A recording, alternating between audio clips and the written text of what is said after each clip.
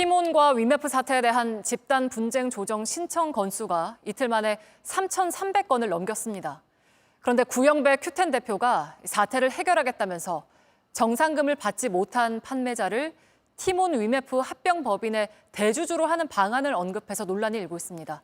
자세한 내용 정아람 기자입니다. 티몬 위메프 정산 지연 사태가 터진 지 한 달이 돼가지만 여전히 환불받지 못한 피해자가 많습니다. 지금 일주일 넘게 아무런 내용이 규정이 된 게 없거든요. 제가 저 돈을 정확히 받는다는 확증은 전혀 없어요. 민원 신청해도 돌아오는 답변은 항상 똑같아요. 자기네는 책임 없다. 티몬에 받아라. 지금 다 서로가 떠밀기만 하고 있고 뭐 해결해 주는 것도 없고. 지난 1일부터 어제 오후 6시까지 이틀간 한국소비자원에 온라인 접수된 집단 분쟁 조정 신청 건수는 3,340건에 달합니다.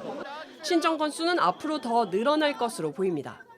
이런 가운데 구영배 큐텐 대표가 사태 해결책으로 미정산 판매자들이 티몬 위메프 합병법인의 대주주가 되는 방안을 언급해 논란이 일고 있습니다. 구 대표는 한 인터뷰에서 두 회사를 합병해 가칭 K커머스를 출범하고 판매자가 합병법인의 대주주가 되는 정상화 방안을 구상하고 있다고 밝혔습니다. 이어 판매자 주주조합을 결성해 이사회와 경영 참여를 보장하겠다며 정산 주기도 일주일 정도로 줄이고 수수료 정책도 판매자 중심으로 바꾸겠다고 말했습니다.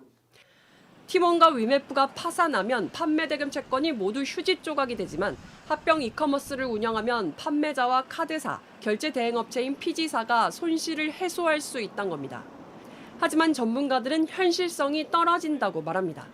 입주업체들이 물건을 판매하고 이제 당연히 받아야 되는 돈인 거잖아요. 근데 그걸 안 돌려주고 주식으로 줄 테니까 투자한 셈 치자는 얘긴데 그걸 신뢰할 수 있을지 상당히 의문이고요. 그리고 해결을 먼저 해야지 뭐 결국에는 이지급을 받은 셀러들한테 우리 주식을 줄 테니 너희가 좀 피해를 같이 나눠서 감내하자라는 것밖에 안 되는 거 아닌가요? 정산 문제를 회피하는 수단으로 써선 안 된다는 겁니다. JTBC 정아람입니다. 김건희 여사의 명품 가방 수수 의혹을 조사했던 권익위원회가 대통령실 현장 조사에 나섰지만 무산된 것으로 뒤늦게 드러났습니다. 하지만 권익위는 사흘 뒤 사건 종결 결정을 내렸습니다. 민주당은 고분고분 종결했다며 비판했습니다. 유한울 기자입니다. 김건희 여사 명품백 수수 의혹을 조사 중이던 권익위 실무진은 지난 6월 7일 대통령실을 방문합니다. 명품백의 보관 상태와 사용 여부 등을 실제 눈으로 확인하기 위해서였습니다. 하지만 대통령실이 협조하지 않아 결국 무산됐다고 천준호 민주당 의원실은 밝혔습니다. 명품백이 언제부터 어떻게 관리되고 있는지 기록한 관리대장이나 청탁금지법 규정에 따라 작성한 신고서가 있는지도 확인 못한 것으로 파악됐습니다. 이렇게 현장 조사가 불발에 그쳤지만 권익위는 사흘 뒤 이 사건을 종결 처리했습니다. 대통령 배우자에 대하여는 청탁금지법상 공직자 등의 배우자의 제재 규정이 없기 때문에 종결 결정하였습니다. 민주당은 추가적인 현장 조사 시도도 없이 종결 결정을 내린 데 대해 강하게 비판하고 나섰습니다. 권익위의 임의 조사권은 이럴 때 쓰라고 있는 것 아닙니까? 대통령실이 불러주는 대로 고분고분 면죄부 종결을 발표한 권익위는 국민을 배신한 마땅한 책임을 져야 합니다. 권익위가 가짜 조사와 졸속 종결 처리로 권익위를 자처했다면서 책임을 묻겠다고 목소리를 높였습니다. JTBC 유한울입니다. 네, 오늘도 전국 곳곳에 폭염경보가 내려졌습니다. 일부 지역에서는 곧 열대야 최장 기록도 깨질 걸로 보입니다. 서울 여의도 물빛광장에 저희 취재기자 나가 있습니다. 자, 한민정 기자, 아직도 많이 덥습니까? 그렇습니다. 지금 7시가 다 된 시간인데 가만히 서 있기만 해도 땀이 흘러내립니다.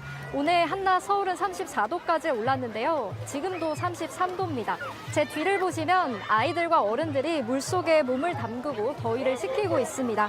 저도 물에 한번 들어와 봤는데요. 발이 시원해지면서 체감 온도도 살짝은 떨어진 것 같습니다. 시민들의 이야기 잠깐 들어보겠습니다. 아기들 물놀이도 시켜주고 좀 얕아서 재밌게 잘 놀 수 있는 공간이라 발 담그고 있으면 많이 시원하더라고요. 에어컨 앞에 있는 것보다 좀 나은 것 같아요. 네, 그리고 밤에도 열대야가 계속 이어지고 있죠. 네, 서울은 열대야가 13일째 이어졌습니다. 강릉은 이미 15일째인데요.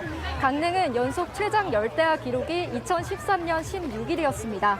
기록 경신까지는 단 하루가 남은 건데 당분간은 폭염이 이어질 전망이라서 기록도 쉽게 깨질 걸로 보입니다.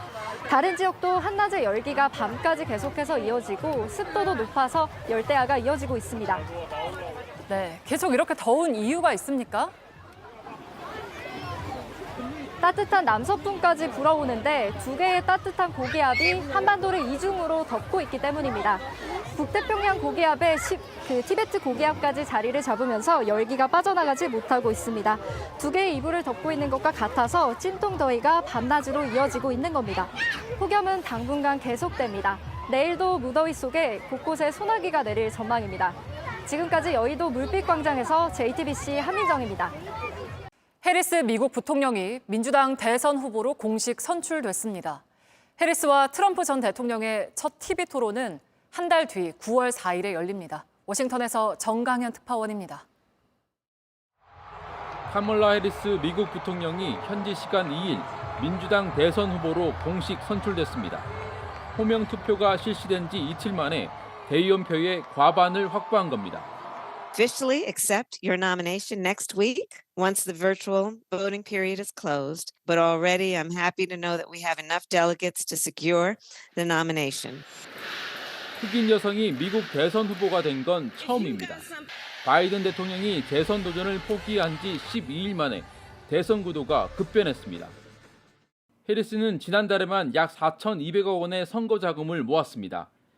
같은 기간 트럼프가 모은 돈의 2배가 넘습니다. 해리스 부통령은 호명 투표가 끝나는 오는 5일 민주당 대통령 후보로 공식 발표될 예정입니다. 바이든에서 해리스로 상대가 바뀐 만큼 공화당은 전면적인 전략 수정에 들어갈 전망입니다.